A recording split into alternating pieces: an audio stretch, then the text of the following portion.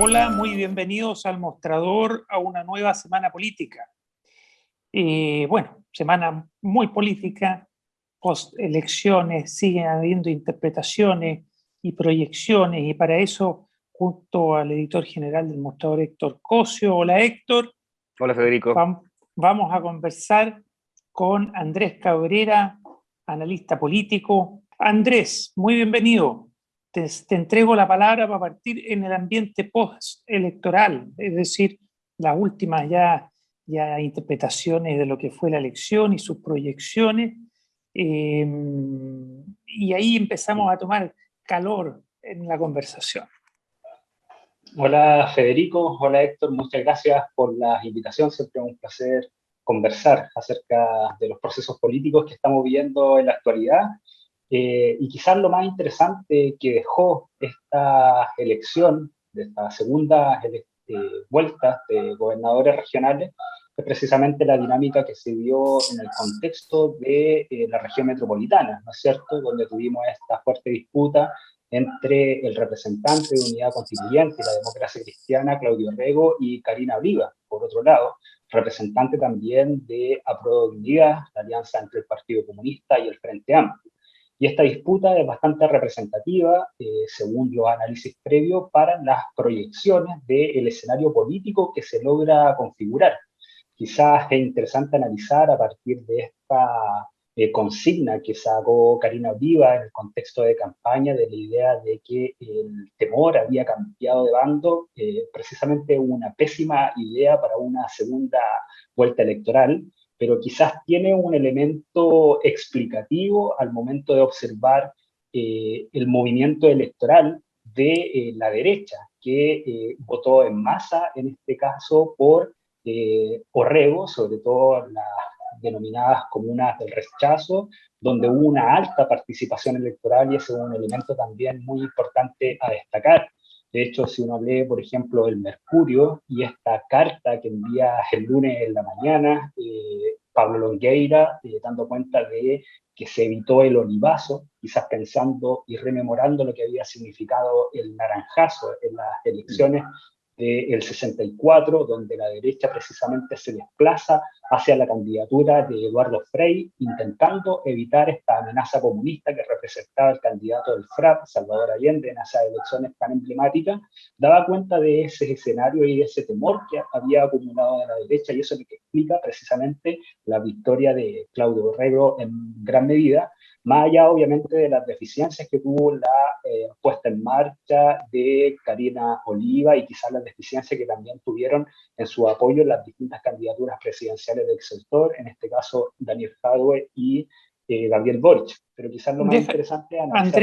Andrés, perdón Andrés, un paréntesis, no pierdas la idea, pero un paréntesis, solo para recalcar que habría que agregar el buen desempeño como candidato de Orrego. Si Orrego no solo ganó en las comunas del rechazo, ganó en otras 17 comunas, y en otras estuvo muy peleado, y de gran experiencia además, porque fue intendente, alcalde, ministro, y tuvo un buen desempeño y nunca llamó a esta cosa de presidencializar.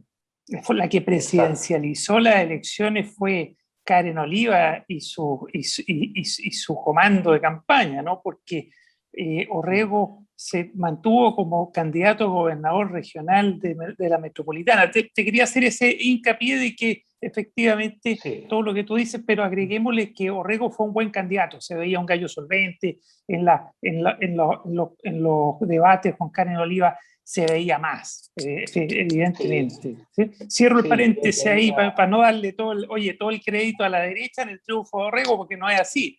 Él también reclutó tanta votación propia que en comunas históricamente no de la derecha igual ganó. Efectivamente, el punto de, por ejemplo, las zonas o las comunas rurales, donde también se impuso, da cuenta de que hay ciertos elementos de los sectores populares que aún siguen votando por unidad constituyente, por la ex concertación en este caso, y se sienten atraídos por este tipo de figuras, este tipo de liderazgos con una mayor trayectoria. Y evidentemente en el nivel de los debates observamos una mayor contundencia de Claudio Rego, en su performance frente a lo que mostró Karina Oliva en una discusión que también tuvo bastante confrontación y poco de ideas en términos generales, pero en ese desempeño observamos también una cierta contundencia, sobre todo a partir de la trayectoria política que le otorga también elementos performáticos mucho más interesantes, en este caso a Claudio Rego, y lamentablemente Karina Oliva no pudo desplegar lo nuevo, vale decir, las nuevas corrientes medioambientalistas, feministas, Bueno, hay un punto. mayor en ese elemento. Y no, por porque el otro lado, era que, muchos, oye, muchos slogan, era sí, pero oye, al fin, sí. Pero ahí hay un punto interesante en lo que dice Andrés, porque, claro, también hay que poner las cosas en sus dimensiones. Uno de los resultados que son más claros es la derrota, desde luego, de la derecha en su conjunto, ¿no? La derrota, digamos, o sea, la cuarta derrota consecutiva en 4 elecciones.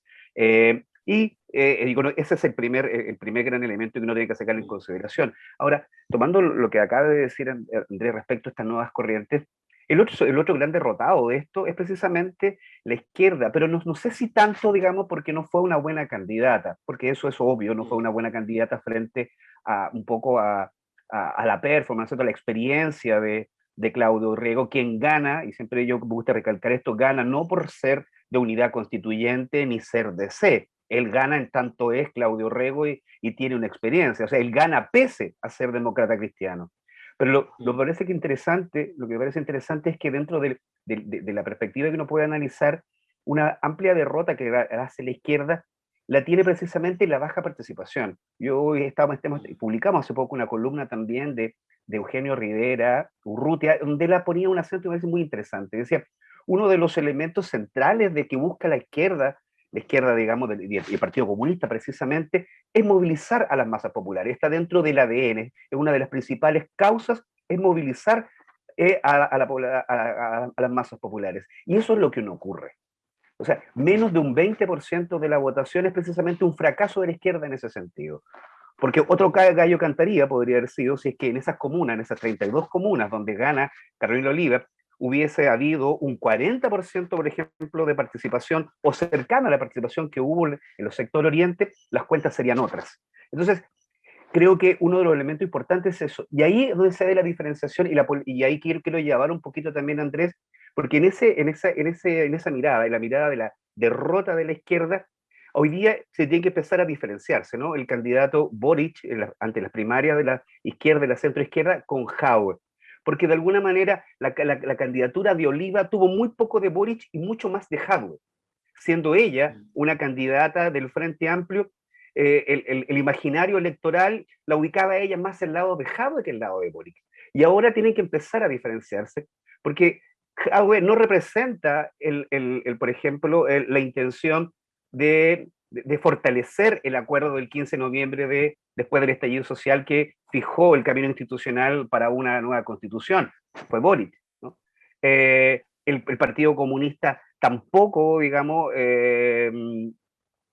participó activamente en todo lo que es, digamos, la nueva constitución, se sube después, es decir, tampoco tiene una mirada, como la acaba de decir también Andrés, un poco ecológica y feminista. Esas nuevas formas, más allá del eslogan, constituyen precisamente la fuerza del Frente Amplio, y es donde en la candidatura de Karina Oliva no se vio esa diferenciación. Entonces yo creo que aquí viene la pregunta. Andrés, ¿cómo ves tú de ahora en adelante esta necesaria diferenciación entre Boric como un candidato de estas nuevas corrientes políticas, de esta nueva forma de mirar el país, y la candidatura de Jauer, que es muy conservadora dentro, digamos, de su propio ámbito, pero sigue siendo todavía muy conservadora?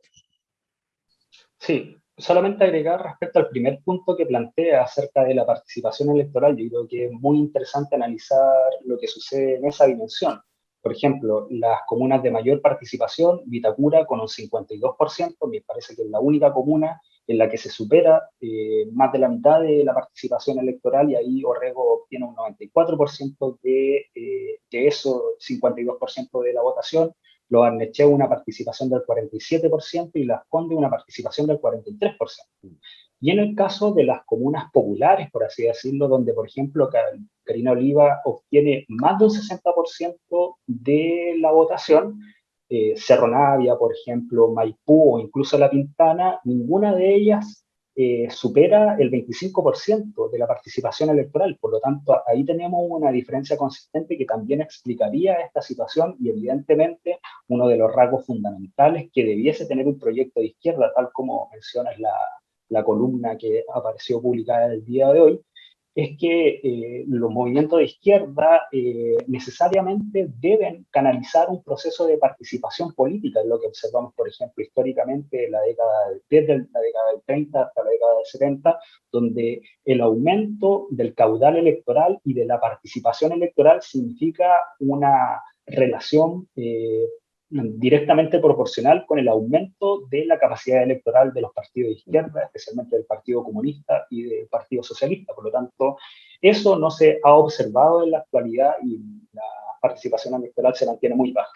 Respecto al segundo punto, yo creo que va a ser muy interesante lo que va a suceder en el contexto de las primarias presidenciales que se avecinan. Estamos a prácticamente un mes de que se lleven a cabo, el próximo 18 de julio, y ahí efectivamente vamos a tener estas dos apuestas. Por un lado, la derecha, con sus distintos candidatos, donde suena muy fuerte Joaquín Lavín, ha predominado en las encuestas, también está acercándose bastante Sichel. Vamos a ver en qué medida puede posicionarse en una segunda posición y logra desbancar a Joaquín Lavín, aunque eso aún parece improbable. Tenemos la situación de ERN al interior, donde está una fricción muy interesante. Hoy día Hernán Leighton lo retrata bastante bien en una columna en El Mostrador, donde da cuenta de las elecciones internas que se van a llevar a cabo este fin de semana, y vamos a ver si Mario Desbordes logra efectivamente mantener el cargo de presidente de RN, porque si lo pierde eso sería una derrota anticipada, aunque no está muy bien expectado hacia las primarias. Y por el otro lado tenemos esta situación de Apruebo Dignidad con dos candidaturas que son bastante fuertes. En primer lugar, la de Daniel Jadwe, que se ha mantenido durante bastante tiempo ya predominando en las encuestas de distintos signos, y también la candidatura de Gabriel Boric. Habría que pensar en qué medida se logra replicar lo que sucedió en las primarias del año 2017. Solamente para recapitular, en términos brutos, en ese entonces el Frente Amplio alcanzó cerca de 327.000 votos entre la candidatura de Beatriz Sánchez y Alberto Mayol. Evidentemente ese registro, que era muy básico, muy elemental, porque el Frente Amplio se estaba inaugurando electoralmente en ese contexto, debiese aumentar considerablemente, porque en este caso también vamos a tener la incorporación de Daniel Jadwe. Evidentemente el piso mínimo para Gabriel Boric dentro de su votación debiese ser ese, 330.000 votos, pero evidentemente debiese aumentar y quizás acercarse al 500.000 de votos. Y por otro lado, vamos a ver cuál es la contundencia electoral que va a tener Daniel Jadwe, y sabemos que el Partido Comunista históricamente ha tenido una base militante que es capaz de participar activamente en los procesos de votación, y vamos a ver si en conjunto pueden superar el 1.000.000 de votos. Yo creo que ese registro de 1.000.000 de votos lo dejaría con bastantes expectativas para lo que va a significar la primera vuelta presidencial del 21 de noviembre. Y vamos a ver por el otro lado si es que la derecha logra replicar o acercarse al 1.400.000 y algo votos que obtuvo la primaria en ese entonces, que reunió a Sebastián Piñera, José Manuel Osandón y Felipe Cas, representante de Evópolis. Vamos a ver en esas cifras probablemente una caracterización de las tendencias, y queda abierto el panorama también de las presidenciales a partir de lo que suceda con Unidad Constituyente y la figura de Yanna Proboste, que en menos de 2 meses ha logrado consolidarse en el ámbito de las encuestas y ha desplazado a la candidatura de Paula Narváez, que nunca ha logrado despegar más allá del 2 y el 3%. Por lo tanto, hay un ámbito de definiciones también en Unidad Constituyente, y sobre todo después de las elecciones de gobernadores, que le da un reimpulso a esta coalición, pero especialmente a la democracia cristiana y a la figura de Yanna Proboste. Y si a eso sumamos el voto obligatorio, si efectivamente esto pasa, digamos, al Senado, se aprueba en el Senado, se aprueba esta reforma e inauguramos unas elecciones presidenciales con voto obligatorio, eso va a configurar también, hay una gran incertidumbre también en torno a esto, porque los 2 millones de votos que tú señalas es en base, digamos, los cálculos de participación que hemos tenido hasta ahora, pero si esto se llega a multiplicar, digamos, pensando efectivamente que la gente va a votar por esta nueva condición de obligatoriedad, tenemos ahí una perspectiva, yo creo que bastante incierta, bastantes nuevos números con los que hay que jugar, ¿no? Incierto, y oye, para todos los sectores, porque aquí no hay cómo saberlo por anticipado.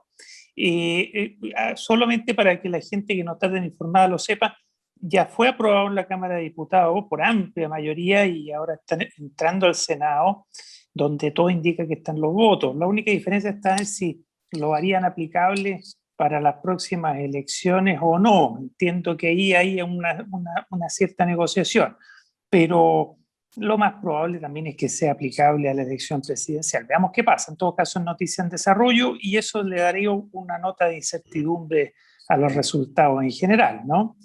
¿Qué te parece, Andrés Cabrera, si quieres agregar algo respecto de esto y después enfoquémonos en la Convención Constitucional, ¿cierto? Y cómo va a ser esa relación entre Convención Constitucional y últimos meses de gobierno del actual gobierno y Convención Constitucional todo el primer año prácticamente del gobierno venidero, ¿no? Y eso tiene lógicas políticas bien curiosas y van a ser completamente novedosas.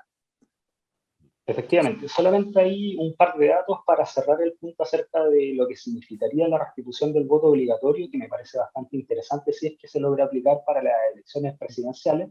Es que hay que recordar que en la primera vuelta del año 2017 hubo un 46% de participación y en la segunda vuelta un 49% de participación.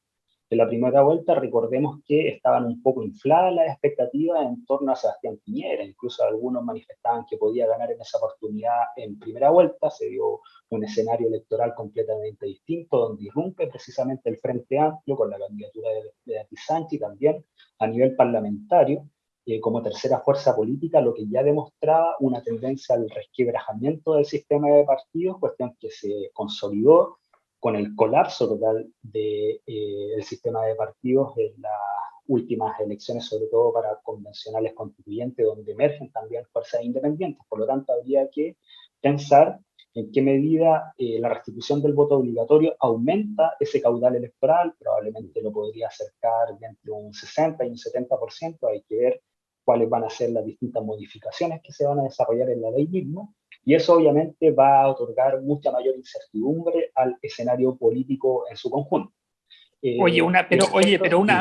Andrés, pero una sana incertidumbre, porque sería con mayor participación. Por supuesto, una sana incertidumbre, aunque habría que reconocer que la restitución del voto obligatorio evidentemente no subsana las deficiencias de nuestro proceso de participación e involucramiento político de la ciudadanía en su conjunto. Creo que obviamente ese elemento podría apoyar a esta revinculación entre la ciudadanía y el pueblo en su conjunto y en sus representantes políticos que están intentando efectivamente remediar el proceso constituyente, pero evidentemente no es la única fórmula que debiese estar dentro de la discusión política. Y respecto al otro punto que es importante, donde tenemos un escenario de corto y mediano plazo, que conjuga estos dos debates, vale decir, la carrera presidencial, que se definiría entre noviembre y diciembre, y por el otro lado el proceso constituyente, que van a estar obviamente conflictuándose también entre sí.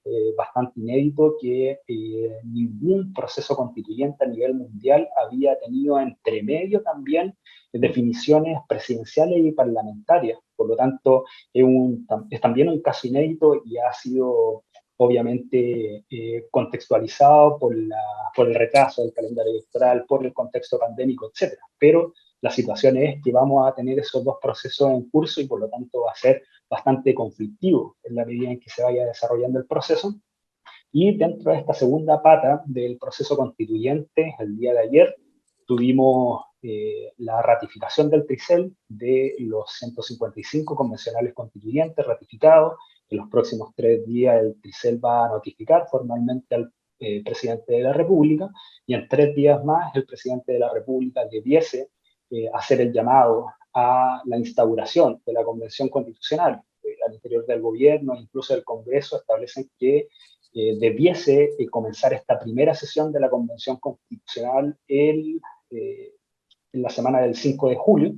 Por lo tanto, vamos a observar un contexto bastante interesante, porque, por ejemplo, mientras se esté dando la franja de las primarias presidenciales, la franja televisiva, vamos a tener también el inicio del proceso constituyente, y en este inicio del proceso constituyente, evidentemente, hay 3 elementos que, desde mi punto de vista, son clave. El primero, uno podría decir que tiene un carácter más bien protocolar, y tiene que ver con el elemento de la ceremonia que daría inicio al proceso constituyente, y ahí la pregunta fundamental es si Sebastián Piñera va a participar o no, va a dar el puntapié inicial a este proceso. Algunos indican que evidentemente eso traería mayores fricciones y evidentemente un contexto no muy propicio para el inicio del proceso constituyente, por todo lo que significa la figura de Sebastián Piñera, incluso dentro de su correligionario. Ese es un primer elemento. El segundo elemento es el de la elección de presidente y vicepresidente, que debiese definirse dentro de los primeros días de funcionamiento de la Convención Constitucional, y probablemente el más problemático, pero interesante y necesario al mismo tiempo, es el del reglamento acerca del funcionamiento de la Constitución. Y ahí obviamente los plazos están proyectándose desde ya. Vale decir, tenemos algunos reglamentos, al parecer hay 17 que se han producido a partir del PNUD y diversos think tanks asociados a diversos partidos políticos, que podrían ser una ayuda, evidentemente, para iniciar el debate, pero evidentemente la tarea deliberativa de los convencionales constituyentes y de sus distintos posicionamientos respecto al reglamento va a ser un proceso que va a decantar probablemente en unos meses. Tenemos la referencia, por ejemplo, del proceso constituyente boliviano, donde se demoró 9 meses la generación de este reglamento, que es un periodo bastante extenso de tiempo. Recordemos que dentro de las negociaciones del 15 de noviembre teníamos un periodo aproximado entre 9 y un aplazamiento de 3 meses más para la redacción de la Constitución. Y algunos figuran entre 3 y 4 meses la deliberación y la ejecución de este reglamento. Por lo tanto, yo creo que esos 3 elementos, pensados en el corto y en el mediano plazo, son los elementos fundantes del inicio del proceso constituyente que se avecina, y recordemos que va en paralelo siempre a esta discusión presidencial. Sí, yo quisiera también a ese panorama, porque tal vez lo único claro que parecemos tener ahora es que la figura presidencial, el gobierno de Sebastián Piñera y la coalición que también que lo acompaña, lo más claro, digamos, es la intrascendencia en cada uno de estos procesos, porque por una parte, en el caso de la Convención Constituyente, esto se va a iniciar con esta discusión que tú acabas de decir, ¿no? Respecto de la ceremonia, si es válido que esté o no esté, lo más probable es que si él participa, las fricciones van a comenzar desde el día 1. Pero simultáneamente eso, tenemos una carrera presidencial que va del lado, de la mano, va en paralelo, con una coalición, digamos, de Chile Vamos, en donde lo único que quieren es separarse lo más posible del presidente para tener alguna opción en la nueva carta, digamos, en el nuevo baraja política que tenemos. Pero simultáneamente también el Congreso, hay que decirlo, está en una carrera también parlamentaria, pero sigue funcionando. Hay algunas agendas que tiene el gobierno todavía pendientes, como la reforma tributaria, como pensiones, en donde tú también, digamos, la figura del gobierno en estos minutos está muy desfavorecida, y lo más probable también, y algunos auguran, que esas últimas agendas tampoco lleguen a buen puerto, por una parte, por la oposición, y también por las fricciones que ha generado con la propia coalición de gobierno después de la cuenta pública presidencial, que le van a pasar algunas cuentas también. Y a todo ese factor habría que sumar también, Federico, lo que nosotros hemos hablado harto también acá, que es la figura de los gobernadores. Vamos a tener 16 nuevas autoridades en ejercicio, cada uno intentando también como no tienen muchas, pero no tienen muchas atribuciones, lo que más tienen es tribuna política. Y van a intentar usar esa tribuna política para poder llevar a cabo sus demandas territoriales, posicionarla como agendas políticas a nivel central y con una fuerza mayoritaria de la oposición y una mínima expresión de Chile Vamos, que también corre en paralelo. O sea, tenemos varios elementos, tenemos la constitucional, la presidencial, lo que pasa en el Congreso, y además esta figura de nuevos representantes regionales que van a intentar también posicionarse, pero posicionar con fuerza sus demandas territoriales. Todo en cuanto que en los últimos meses de gobierno de Sebastián Piñera para quienes hoy día están en la moneda, son 4 escenarios muy desfavorables y en donde ninguno de ellos yo veo, digamos, que el gobierno tenga algo que aportar o que decir. Andrés Cabrera, ¿algo que agregar para ir cerrando la semana política, el análisis de esta semana política? Sí, sin duda comparto ahí la evaluación que efectúa Héctor, que van a ser 6 meses de aquí a fin de año muy cargados, donde los distintos terrenos institucionales del Estado chileno van a estar no solamente en conflicto interno, como generalmente sucede, sino que también van a estar conflictuándose los distintos poderes del Estado entre sí, y por lo tanto hay que propender hacia una actitud más bien deliberativa. Y tratar de poner los puntos importantes sobre la mesa. Quizá un elemento solamente para ejemplificar esta carta de la vocería de los pueblos, hacer con 34 convencionales constituyentes, es interesante analizarla, en tanto da cuenta de ese nuevo escenario donde proponen ciertos lineamientos, tratar de discutirlos, cuestiones que incluso podrían ser de materia del Congreso, pero ellos nos ponen dentro de la tabla, como por ejemplo la liberación de los presos políticos, los procesos de desmilitarización en Gualmapu, o incluso del contexto del estado de excepción de catástrofe. En este caso hay diversos puntos dentro de la agenda que se comienzan a entrecruzar. Por lo tanto, vamos a observar durante los próximos meses y durante las próximas semanas un escenario político que puede seguir tendiendo a la polarización, pero lo importante es que al menos el proceso constituyente te da un marco para canalizar todas esas energías que se vieron desatadas para el 18 de octubre, pero aún van a permanecer en movimiento. La crisis aún sigue permaneciendo, es una crisis en curso, pero hay que propender al menos a que los procesos deliberativos y sobre todo la incorporación de la ciudadanía a estos procesos pueda tender hacia una resolución del conflicto político que está latente en Chile y también a nivel internacional. Perfecto, muchas gracias Andrés Cabrera, muchas gracias Héctor Cosio, nos vemos en la próxima semana política. Chao. Muchas gracias. Chao, gracias.